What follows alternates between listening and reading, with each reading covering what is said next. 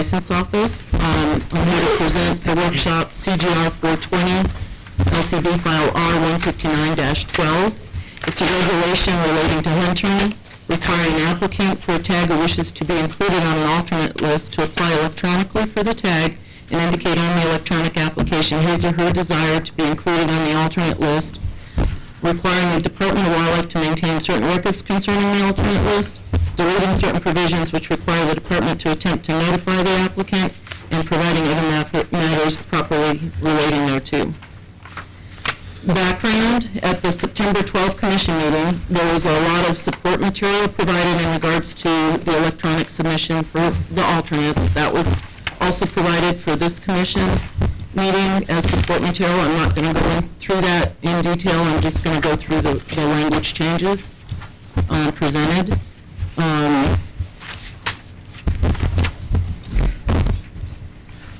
This particular regulation primarily focuses on amending the process of issuing to alternates, and it's fairly lengthy. There's several sections in the NAC where we issue to alternates depending on what type of tag it is. So Dream Tag, Partnership and Wildlife, Silver State Tag, Non-Resident Restricted Guided Deer Tags.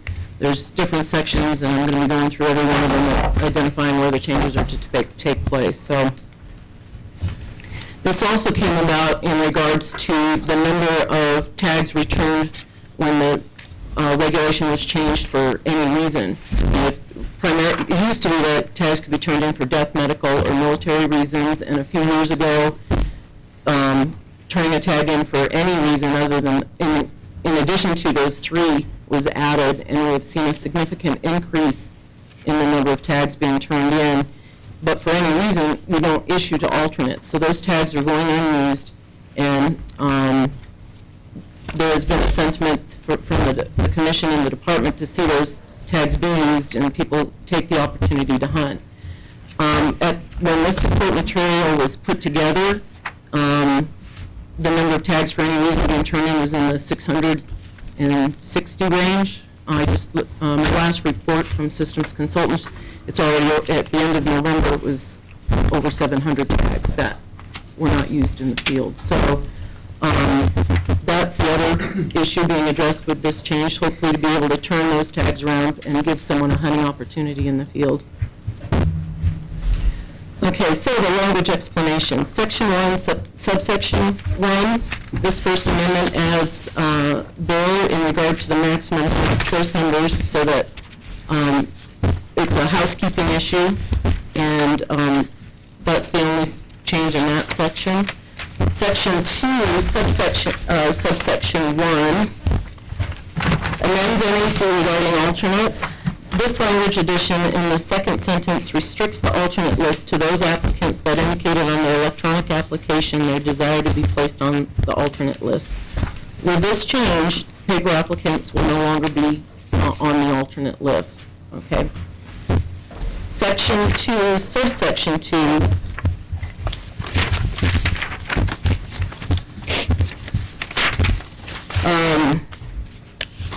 the removal of language in this subsection needs to occur as reallocation of tags will be for any tag return, not just those that are refunds associated with them.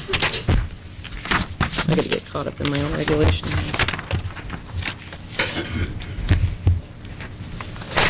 Okay, section 2, subsection 2B. With the automatic issuance of the tag through the electronic process to the alternate via credit card transaction, the department recommends that the cutoff for turning the tag in for the alternate to be 14 business days before the opening day of the season. That should provide a sufficient mail time to the client in preparation for the opening day. Section 2, subsection 3.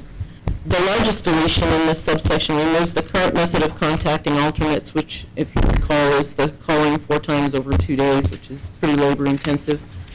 It adds language stating the department will issue the tag to the eligible applicant appearing on the alternate list.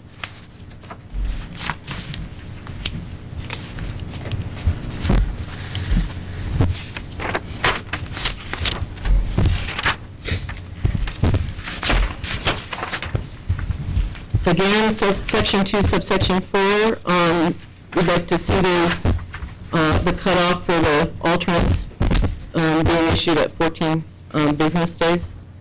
And that's going to, you're going to see that throughout the whole regulation, trying to make it consistent, whether it's the POW or the dream tag or whatever tag. So,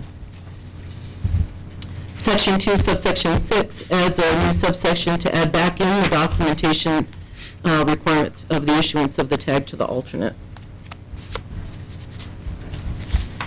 Section 3, subsection 2. This section regarding tags returned for death, medical, and military transfer. The department recommends adding language to clarify the receipt of the tag and when it needs to be returned by. So we're going to replace the language that says return to the department to have it read received by the department, and then add language at least 1 day before the opening day of the season.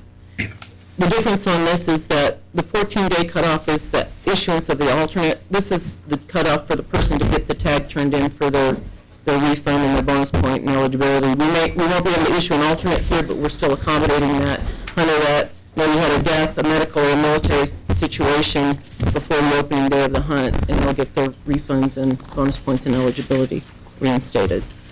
Maureen? Yes. Commissioner Drew has a question real quick. Just a quick question for you. When you say at least 1 day, does that provide an opportunity for something received and postmarked on a Saturday, or should that be clear to say 1 business day? Received by the department at least 1 day before the opening day, so it has to be received before the opening day. Okay, so a At least 1 day postmark on a before. Saturday would not. Mm-mm. Okay, I'm just struggling with, yeah, well, I'm not really struggling with, but is it better to say at least 1 business day just to be consistent and be very clear? That would help if there was an opening day on a Sunday, because then it would be the Friday before. Because I know we have a few of those cases, so, okay. Are we taking questions right now? As we go along? Yeah, if it's where she's at in, go ahead. Okay, well, we've hit 14 business days a couple times, and I know there were some comments by the cabs, and I'm just curious how we came up with 14 business days. Why? Because I can see 10 business days or a 2-week period, or 15 business days to give, a full 3-week period for somebody to, prepare for the hunt. I'm just curious how this 14 business day was chosen. I don't recall. I don't recall where I came up with that number, but there was some discussion prior to as to 14 business days, and I think I put it out there because it's open for discussion, for workshop.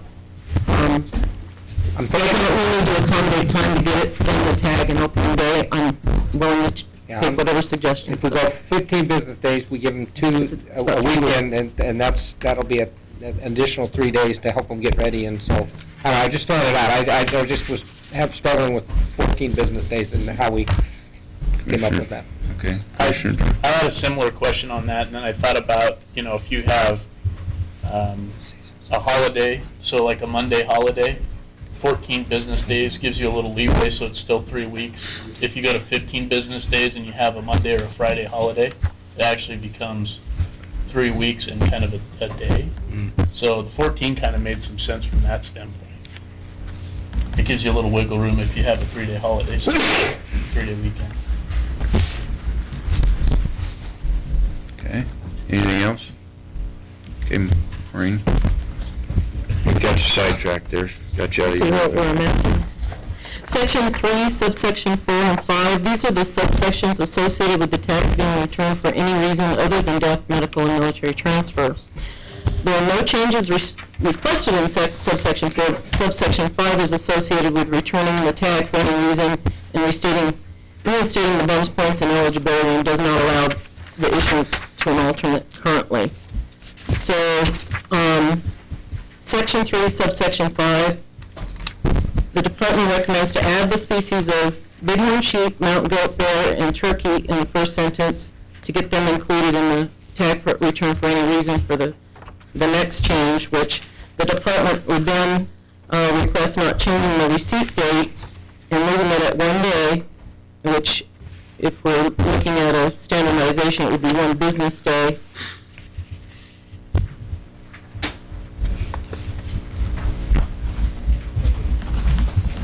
section 3, subsection 5B, if the tag is returned for any reason, the department shall not return any tag fees, and the language regarding not issuing to alternates is then removed. So we've added all the other species in for any reason, and then we're going to issue to alternates for them. So that's why we had to get those other species in there.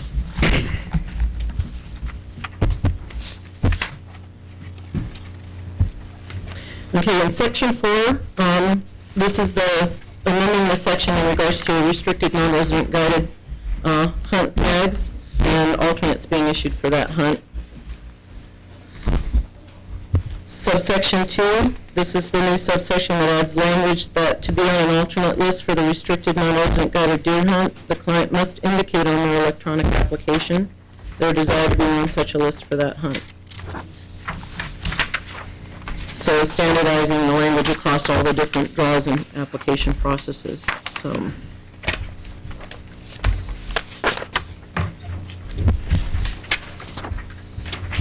Section 5, subsection 2. This actually was brought up by LCB, but to standardize it,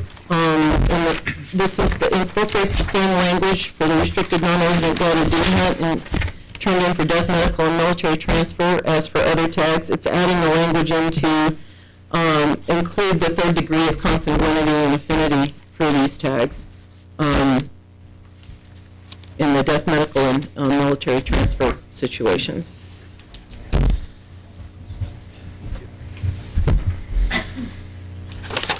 Section 5, subsection 2C, request the same changes in this section as requested earlier. Change the return by to receive by, and changing the language to at least one day, so at least one business day, if we're going to be consistent. Section 5, subsection 3. Currently, there's no recourse for the client or the hunter to turn in a restricted non-resident guided deer tag if the guide has medical reasons. We had that situation this year. The guide had medical situations. The client wanted to turn it in. There was, in pertinence to this reg, we wouldn't have been able to issue it to an alternate. So this was an opportunity to rectify that situation if they did want to turn it in for the medical reason by the guide. We have it for death for the guide, but we don't have it for medical reasons.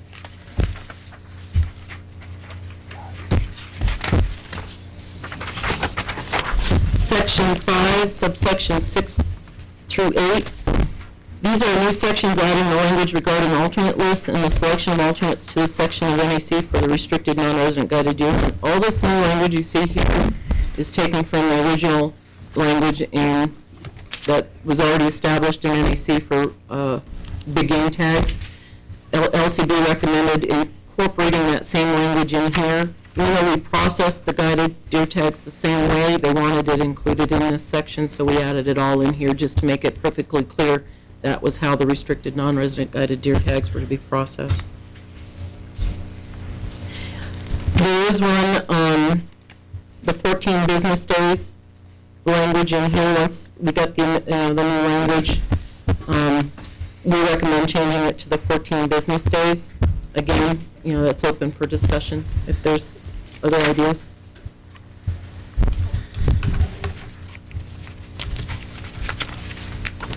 Section 5, subsection 10, adds a new section regarding the documentation of the issuance of the return tag to an alternate, bringing that language in.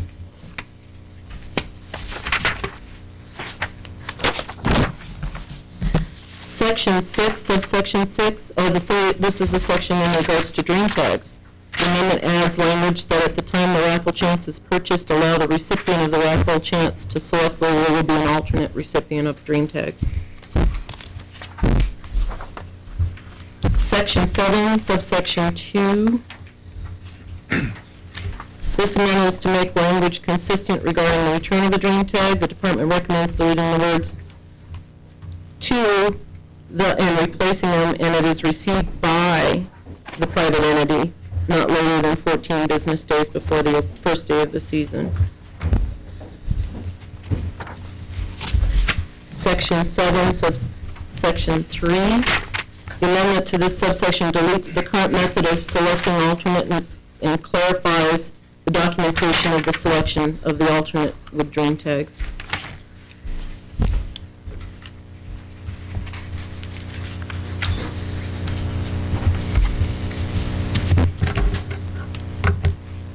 And then in subsection 4, it's that you maintain the record of each attempt to select the drain tag. The alternate for the drain tag. Section 8, subsection 2, this is the Partnership and Wildlife. NAC adds language to Partnership and Wildlife tags regarding how the alternate list will be generated. The applicant must indicate their desire to be on the list when they apply electronically for Partnership and Wildlife. Section 8, subsection 3B, amendment to make the language consistent again with 14 business days is what was requested.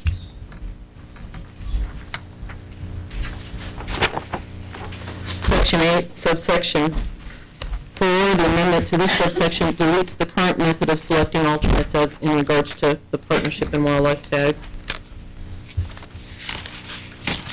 And then in subsection 5, that's the 14 business day change from 2 days again. And then subsection 6 adds the new section regarding the documentation again for the Partnership and Wildlife tags, alternates.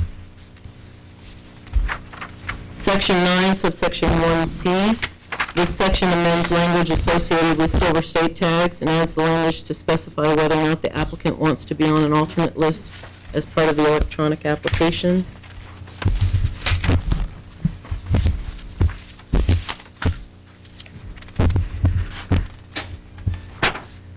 Section 10, subsection 2, this section amends and adds language regarding the alternate list and must consist of each applicant who indicated a desire to be on the list.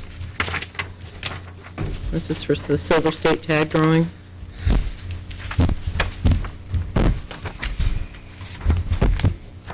Section 10, subsection 3, amendment to make the language consistent, again, to 14 business days. Subsection 4, the amendment is to delete the current method of selecting the alternates for the Silver State tag. Subsection 5, the 14 business day recommendation again, and then the last subsection, the documentation for the Silver State tag. So those are all the changes in regards to alternates to go electronic selection. Commissioner Ray. Oh, thank you. Just a couple questions and a couple things on, one of which is now, this passes as written. You would specify this alternate list. How is this alternate list generated? Who keeps track of it? Where is that list stored? Is it public? Is it not public? We'll stick with that. So, Okay, historically, our alternate list was an electronic record of the unsuccessful clients in draw number order. With this change, that won't change. We can get a PDF of it.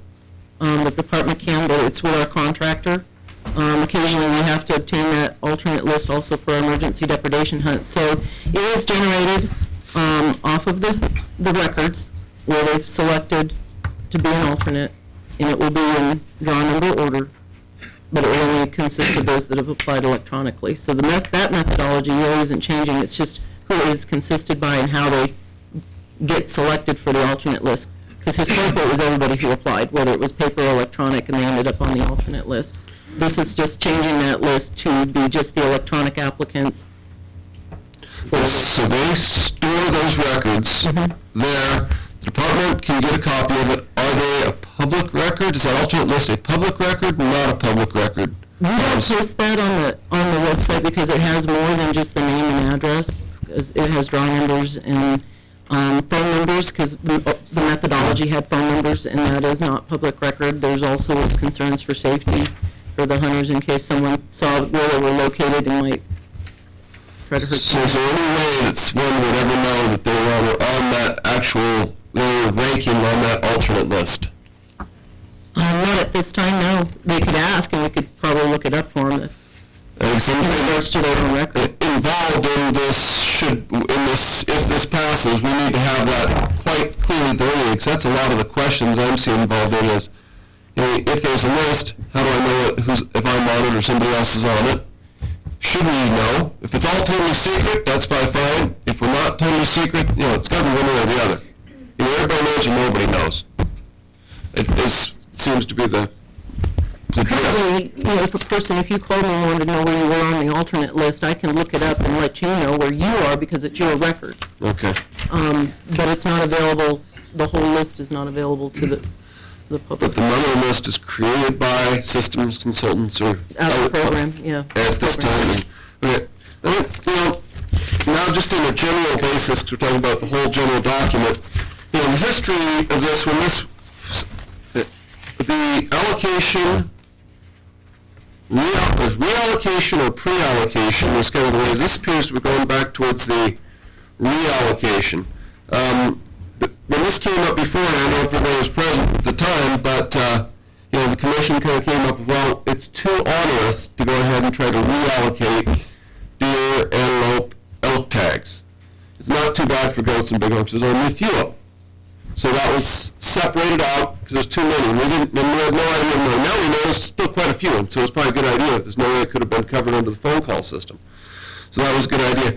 But the idea at that time, it was the prevailing idea was, well, once we know about how many tags, as a percentage-wise, we can go ahead and pre-allocate. Once we got a couple of years under our belt, and say it's 2%, 3%, or 1%, we could go ahead and actually allocate in advance a few more tags to about what it's been the average, and that, of course, could be adjusted every year, and that would eliminate the necessity of ever having to deal with the reallocation on deer, antelope, and elk. We'd never look for bighorn and goats because there's just not enough of them to ever get.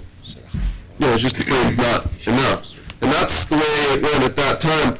I'm somewhat concerned that the system really isn't broken. I do see a couple good ideas in this, and that is that, and then if one had their druthers, I might go ahead for the allocation list for the reasons that we now call people do this, but only for the reasons we call people now, just eliminate the calling. That's not a bad idea. I'm thinking that might be reasonable. But I'm thinking, you're putting too much extra regulation. We're writing way too much. We need to keep it simple. Right now, people can kind of understand it, but it's still tough. Everybody reads that book, and people don't know what it says. This is going to make it more complicated. We need to keep it really, really as simple as we can. It's complicated even when it is simple. So if we can eliminate this reallocation of those tags and simply pre-allocate. We got a good idea. We've now got a couple years under our belt. We got a reasonable idea. You could go ahead and pre-allocate, especially for big numbers of tag things, deer and such. Thank you. Anybody else have anything? One question, Mr. Chairman. How many, Maureen, how many applicants still applied for the alternate list on paper this last year? We have about 2,600 mail-in application clients. And this would make it mandatory to use a computer? No, we're not going online only for applications. The paper applicants would just be excluded from the alternate list. Would they be With this excluded change. if they didn't have a computer? Right. Okay. Commissioner Macbeth. Having listened to some of the discussion on the, whether we should publicize this list or not, if you did publicize it, or it was accessible, and I realize you have to clean it up, but if it's a file, I think you can delete, the privacy issues and have that list come out. The good things about that would be is that the people that are on the upper tier of that have a chance of getting the tag, they're going to know that right away. What I'm worried about, and that's why I mentioned this 14-day business day, and the issue there is preparing for some of these hunts. Preparing for an elk hunt or preparing for some of these hunts, when I draw a tag, I start preparing right away. And they're already, could potentially not get an opportunity to do any scouting. And so, but if they could see that they were high up on the list, that would be, an indication that they have a chance, and then if they want, they can go out and start scouting and do what they want to do. And then, plus it's just out there, there's no question. And you won't get any calls. You can refer them, I wish that would be the case. yeah, you can refer them to the list. Just my thoughts. This is all a result of the tag allocation committee years ago. In 2008, we did the return a tag for any reason. Mr. Sefton was concerned that we would overrun his call center if we tried to reallocate all the tags at that time. So at the time, we pretty much agreed that we would monitor it for a year or two to come up with a number of tags. But one of the issues that concerned us the most, if we did publicize the alternate list, is you could put the wildlife for sale in, because if you had a tag for a species and Mike Macbeth had enough money to buy a guy off the list, you could buy a guy off the, say, return your tag, I'll buy the one, and that was a concern. John Sefton from Systems Consultants, there were two concerns that were expressed, and these are judgments you have to make about how real or fantasy they are. One was the silly offering on eBay, or to a friend because they were also close by. I'll step off the list if you'll give me $100 or $1,000 or whatever. The other concern was, I guess people called it the Texas cheerleader phenomena, which I think we're all aware of, the Texas mom who negotiated with a contract killer to take out the mother of another cheerleader who was in competition with her daughter. And so would somebody do harm to you because you're on the alternate list? And those are the two concerns expressed. I'm not going to make a judgment about how valid those are, but that was one of the reasons why up to now we haven't publicized the list. Anybody can audit us after the fact, and I think that's a legitimate concern given the history of the allocation of the tags, and I think they need to be able to come in, whatever methodology, whether you continue with the current one, which frankly cannot be extended to the volume of the 722 additional return for any reason tags that we have this year already. But anybody can audit us after the fact to prove that we're following the rules, and if we did it with the approach that we proposed in here, which frankly I waited 2 years to come forward with an approach, and I was kind of nervous about it, but nobody seemed to move off the bubble, and everybody was complaining about this hunt opportunity going to waste, and so I said, okay, I'll throw something out there, and it'll be a straw man, and you guys can pick at it or decide you don't even want to go there. And so that's why I did it, but this is also auditable because you'll be able to see that the system allocated the tags in draw number sequence by hunt. So. And I have a comment on the 14 days also. I understand what you're saying, preparing for the hunt and everything. But I'm the type of person, too, that if you give me a week left in a sheep season on a tag, I'll probably take the tag and go. So, so the 14 days might limit some opportunity that's out there. The idea of the return a tag was people were gaining multiple tags. They didn't have that type of vacation. Instead of letting that tag go waste, let them keep their bonus points and apply in a future year. And then secondary to that was to get opportunity. I just don't know the timing of the tags returned in the 14 days. Are we going to? I'm not sure. I think we all agreed that if you offer the tag the day before, you're not necessarily doing a service to somebody. Your example notwithstanding, because most people want to scout or do other things, plan. They can't just do it at the drop of a hat. So, is it? Some people have said July 1. Nothing after July 1. Some have said, well, let's time it to the hunt itself and give them 2 weeks so that they can prepare at least to be able to go out of town. But, these are all things that we all struggled with, and it was a sort of a, well, let's throw something up on the wall and see what sticks, and here's an approach, and hopefully people who are addressing the social issues like you guys are could make a better determination than we could in trying to foment an approach. Commissioner Drew? Just a quick question, Maureen. Did we get this to LCB in time? If we made a change at this meeting, would it be permanent, or would this be a temporary regulation? This is for permanent regulation. This would be permanent. Because we started the process before the 6-month ticket. Right. Any other questions? Mr. Chairman, I guess I'll ask Commissioner Minch.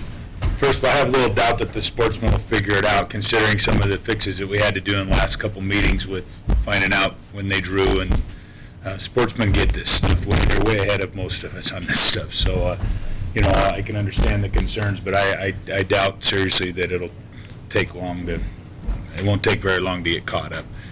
But I had a question for the demand success aspect of this, because that could impact the demand success aspect. Yes, Mike, I'm asking you a question. I just didn't call you out yet. I suspect I know the answer, but As to what extent the no hunts are built into your model is what it's really getting down to. Go ahead and ask it. okay, so we're going to be reallocating these tags that otherwise have just kind of disappeared. And how does that affect our demand success? How will that affect? It's probably only happened for the 1 year until you can get the model, you can incorporate it in the model. Is that right? These new tags and effect, or is it kind of a wash? Is it just going to carry over number wise? How do these tags that are being returned affect? Mike Cox, Nevada Department of Wildlife, it shouldn't, regardless of whether a person returns a tag for a medical reason in the past, and that tag is allocated, or if that tag currently, as it stands, for any reason is returned, it's not used, we track success. So regardless of why the person didn't harvest, didn't hunt, whether he hunted 1 day, no days, all days, the demand success accounts for the lack of success of not harvesting. So it's all accounted for. Even though this group hasn't even had a chance, didn't even go into the field, they're 0 days out. For the demand success, it's all about, it's not hunt days, it's all about just I understand it's not about hunt days, it's about success or not. if you're not out in the field at all, there's no opportunity to harvest. That's kind of my point. Right, and the demand success takes into account, if we issue X number of tags and we only have X number of animals harvested, it takes into account, that success rate. And then next year, we account for, if it was 50%, we account for, half the animals were harvested and use a 3-year average. So my short answer is, regardless of whether we learn about it early in the season, maybe at the beginning of the season or at the end of the season, the success of a tag holder and the change of that tag holder to someone else is accounted for. So don't worry about this screwing up the demand success. Can I ask the question in a different way? Please do. I think I know where you're going with this. If we said manually right now that rifle hunters in the deer have a 50% success rate, and we're probably sitting on about 400 air tags that could be returned. Out of the 700. Right.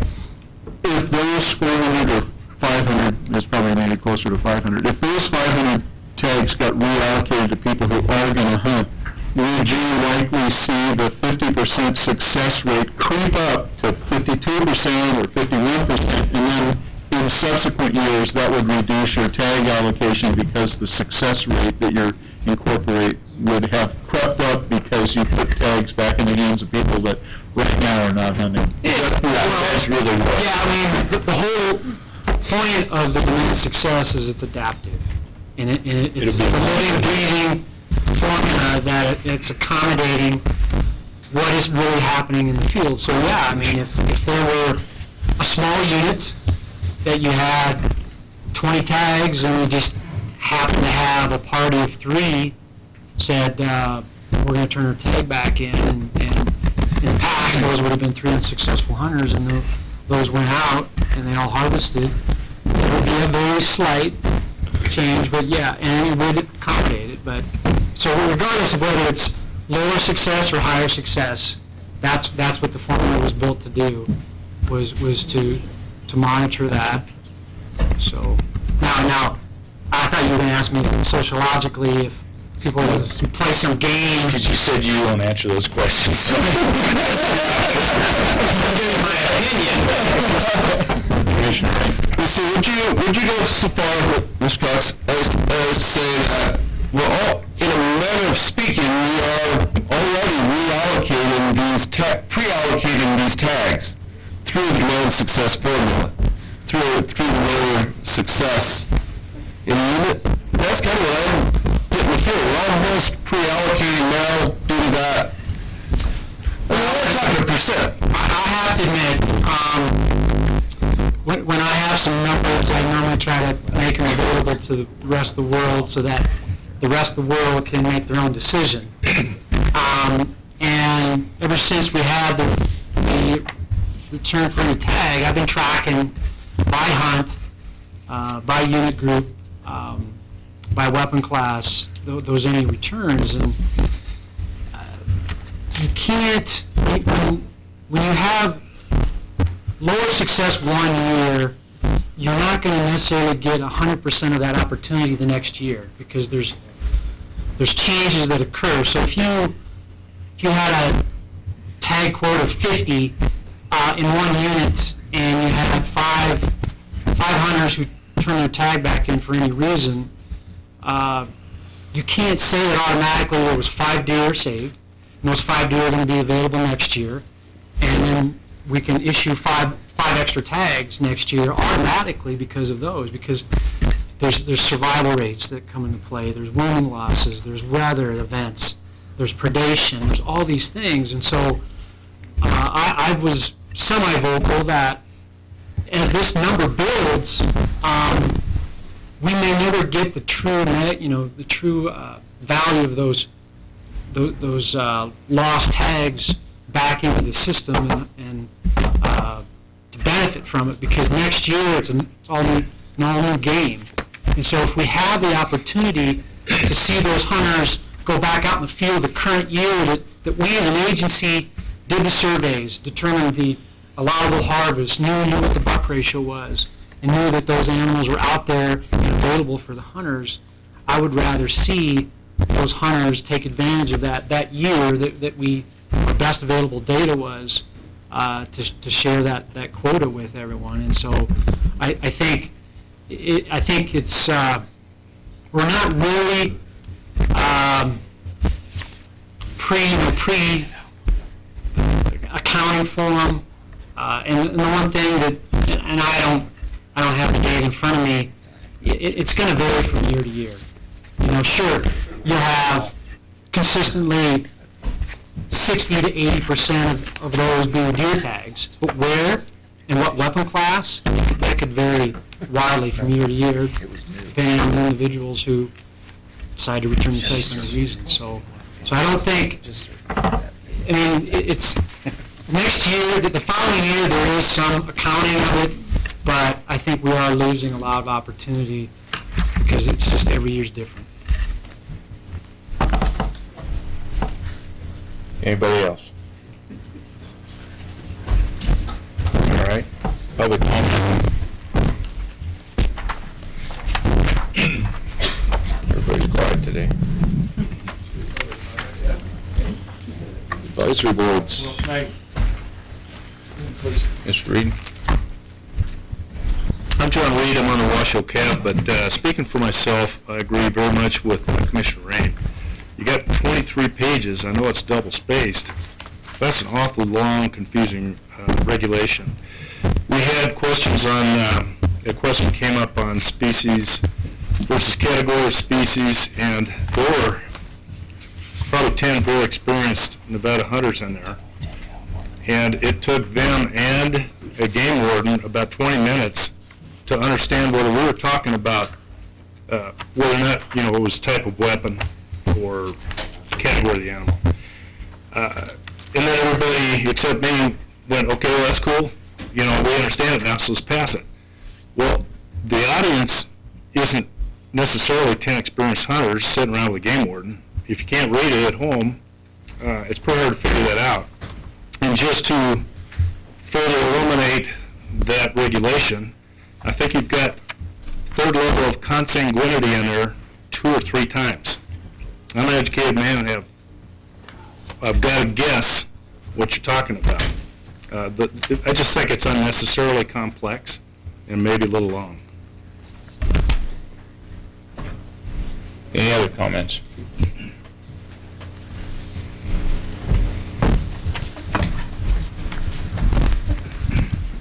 For the record, Chairman, I read this proposal carefully, and I want to make sure the commission here makes no mistake about it. This reallocation process is as important as the main tag draw process. And that's why you have to be careful in a new regulation to change it. You need to protect the integrity of the tag draw. Your contractor is telling you this system is not working anymore due to many factors. Therefore, change it back the way it was when it was a workable system. The original intent, as you recall, was for people who drew multiple tags. That was the whole intent of this thing. And we're making it too easy. And you shouldn't really reissue these tags. You can't return a tag in Arizona, and you don't want to make it too easy to return a tag. Other states don't let you return a tag. Drawing a tag is an opportunity to hunt. There's no guarantees. And whether you choose that opportunity or lose that opportunity is up to you, nobody else. You can't control the people who draw a tag and choose not to hunt. What if the owner doesn't want the tag? There's no right to refuse it here. You're going to force it upon him. There's no guarantee the alternate will use the tag either. And so if he doesn't use the tag, there's no further hunting opportunity with this way. So you're really not saving much. So that was the deal we're saving if by giving it to somebody else. Because fires will be the same reason for not using the tags.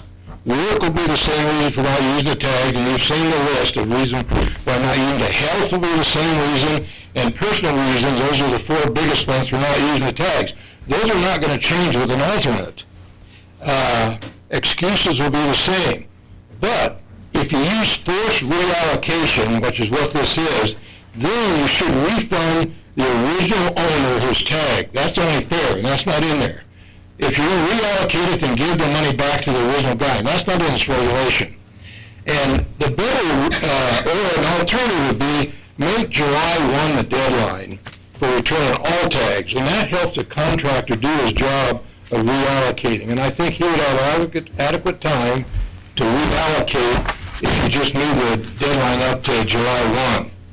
And I just wanted to reiterate, because I don't think anybody in this room except a few personnel was aware of why this came about. The audit shows why this is necessary, and I'm going to read from the audit here. You have 30 seconds, Mr. Lynn. What's that? 30 seconds. This is what caused the mess in the first place, where the audit showed that the Administrative Service Division of Department of Wildlife had not created a control system to ensure the integrity, and it was those on the high risk that wrong people were getting the tags. And also the audit says, and this is through the alternate tag list, the audit went to the alternate tag list, and it said, the department skips individual hunters on their own list and issues tags to another party. It could also result in Department of Wildlife employees issuing tags to hunters of their choice without regard to the tag draw results. That's for, we must have the current system. That's why we have it. And it's a good system. And whatever you do, you must protect the integrity of the draw. It must be a public record. That was a problem before. People were getting tags that weren't authorized. And the last thing is that a contractor should have the last say in any attempted influence by anybody, including NDOW, should be reported to the commission, because this is what caused this thing in the first place. And you've got to protect the integrity of the draw. And that's why we have the system we have. And I don't think you should change it, just let the contractor do his work, either by moving it up or just eliminate, put it back the way it was, would be the best way. Because you're going to jump into a bucket of worms with problems if you don't, I'm afraid. Thank you. Thank you. Okay. Can I just do a reminder real quick? Yes. Just a reminder to folks, if you're going to speak on an item, please turn in a yellow card. It's not for my sake, it's for our recorder's sake. So Mr. Reed, if you could get one for us. And when you come up and identify yourself, please let me know if you're representing yourself or a group, so we know the right amount of time to give you. Thanks. Mr. G. Jim Janai, Lyon County Game Board. I've sat in these meetings for many years, and I can